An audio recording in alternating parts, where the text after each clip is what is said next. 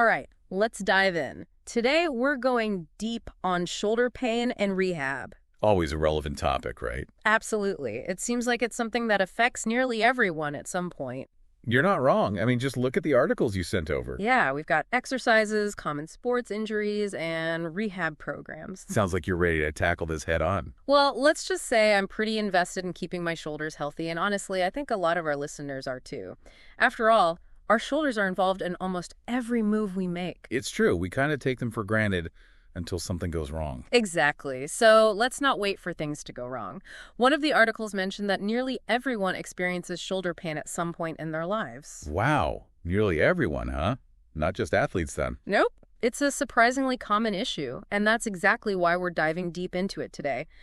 To understand it better, prevent it if we can, and rehab properly if we need to. Sounds like a plan. So, to kick things off, let's talk about the structure of the shoulder joint itself. Why is it so prone to problems? Well, you see, the shoulder is a pretty complex joint. More complex than I realized, honestly. Think of it like a golf ball sitting on a tee. Okay, I'm picturing it. That golf ball is the head of your upper arm bone, and the tee is a shallow socket in your shoulder blade. Ah, so it's a ball and socket joint. Exactly. And this design gives us that awesome range of motion we have in our shoulders. You know, reaching, throwing, all that good stuff. But I'm guessing that range of motion comes at a cost, right? You got it. It also makes the joint less stable and more reliant on a bunch of muscles and tendons for support. Ah, so it's a trade-off mobility for stability. Pretty much. And when any of those muscles or tendons get weak or overloaded, well, that's when problems start to pop up. That makes a lot of sense. So what are some of the most common culprits behind shoulder pain? I mean, the articles mention overuse, poor technique, even just aging. All of those play a role, for sure. Plus, you can't underestimate the impact of modern life. How so? Well, think about it. So many of us spend hours hunched over computers or looking down at our phones. Oh, right. Posture. It's like the root of all evil. It definitely doesn't help. All that slouching and forward head posture puts a ton of strain on our shoulders and upper back. I'm definitely guilty of that. But let's not forget about sports-related injuries. The articles you sent over had a whole section on that. Oh, yeah. Sports injuries are a big one, especially things like rotator cuff tears. Yeah, the rotator cuff, that always sounds so serious to me, like a professional athlete injury. You'd be surprised how common they are, though. Really? I thought it was mostly baseball pitchers who had to worry about that. Pitching definitely puts a lot of stress on the rotator cuff. But it's not just baseball. Think swimming, volleyball, tennis. Any sport with repetitive overhead motion. Exactly. And we're seeing these types of injuries in younger and younger athletes these days. That's worrying to hear. Why do you think that is? Well, one factor could be early specialization.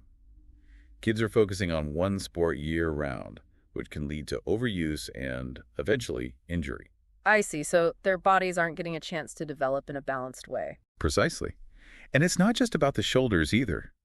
The articles even mentioned little leaguer's elbow as a risk for young baseball players. Right. I remember hearing about that as a kid, but I never really made the connection to shoulder health. It's all connected, really.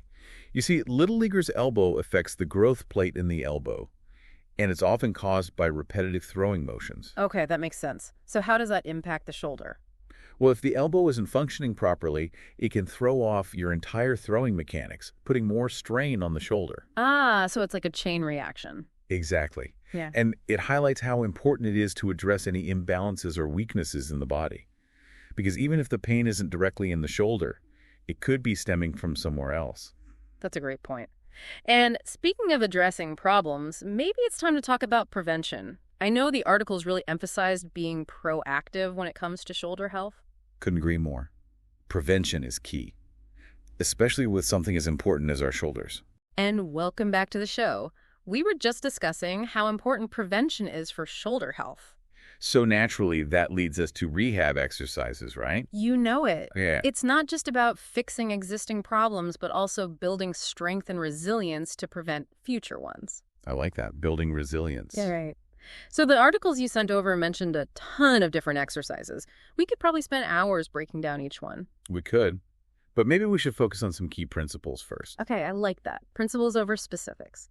So let's imagine someone who sits at a desk all day. You know, the classic desk jockey. Oh, I know the type. They're starting to feel that tightness in their shoulders, maybe even some pain. What should they focus on in their rehab plan? Well, in that case, I'd say the two biggest things are mobility and strength. Okay, makes sense. We need to get those shoulders moving freely again and build up the muscles that support them. You get it. So, for mobility, one of the simplest but most effective exercises is the arm across chest stretch. Oh yeah, I've done that one before. You just bring one arm across your chest and hold it with the other hand, right? Exactly. And you hold that for, say, 30 to 60 seconds. Really feel that stretch in the back of your shoulder. It's a good one. But the articles also mentioned something about lowering your shoulders during the stretch if you feel any pain. Right. That's a good point. It's all about adjusting the intensity of the stretch to your own body. So if it hurts, just lower those shoulders a bit. Exactly. And that's the good principle to keep in mind with any exercise, really. Listen to your body and adjust as needed. Great tip. So we've covered mobility with the arm across chest stretch. Now, what about strength? Well, for building strength in those postural muscles, the shoulder IYTs are a great option. Shoulder IYTs, that name always makes me laugh. Me too. But don't let the name fool you. It's a super effective exercise. Okay, so how does it work? So, you lie on your stomach, and then you lift your arms in the shape of the letters I, Y, and T, holding each position for, let's say, 5 to 10 seconds. So IYT. Got it. And this is targeting those muscles between the shoulder blades. Yep. The ones that often get weak from slouching. By strengthening them, you're helping to pull those shoulders back and improve your posture. It's like building a support system for your shoulders. Exactly. And speaking of support, we can't forget about the rotator cuff. Ah, yes, the rotator cuff. Those muscles are crucial for shoulder stability, right? Absolutely. And for strengthening them, I really like using resistance bands. Resistance bands. Interesting. I usually use those for my leg workouts. They work great for shoulders, too, specifically for exercises like external band rotation and internal band rotation. Okay, so tell me more about those. Sure. So for external rotation, you stand with your elbow tucked at your side and rotate your forearm outward against the band's resistance. So kind of like opening a door. Yeah, kind of. Yeah. And then internal rotation is the opposite motion. You're pulling the band inward toward your body. So it's a push and pull motion, working those rotator cuff muscles from both angles. Exactly. And that helps create balance and stability in the shoulder joint. Makes sense. So we've got mobility with the arm across chest stretch, postural strength with shoulder IYTs, and rotator cuff strength with the band rotations.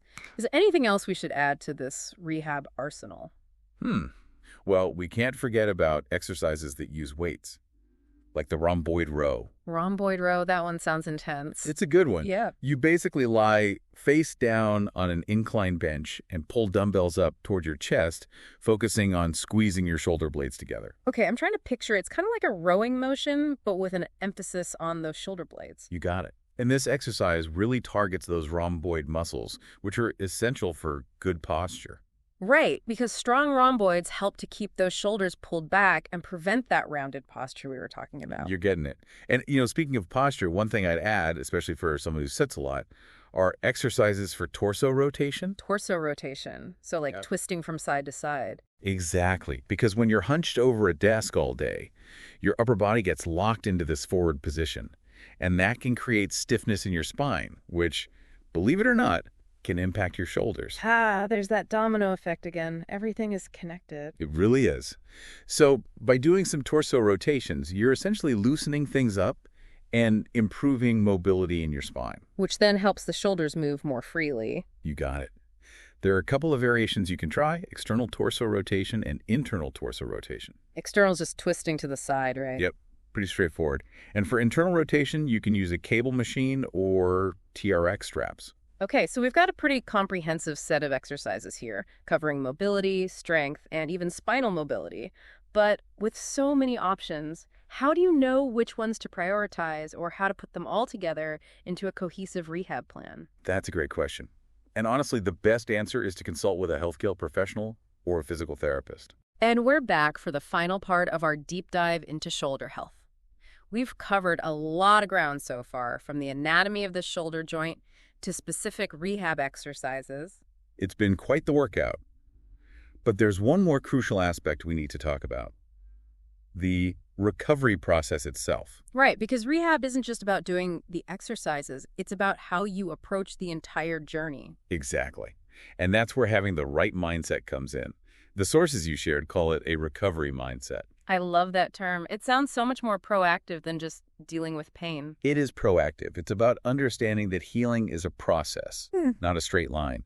There will be good days and bad days. Oh, definitely. Some days you feel like you're making progress, and other days it's like you're back to square one. Exactly. And that's perfectly normal. The key is to have strategies for managing those ups and downs.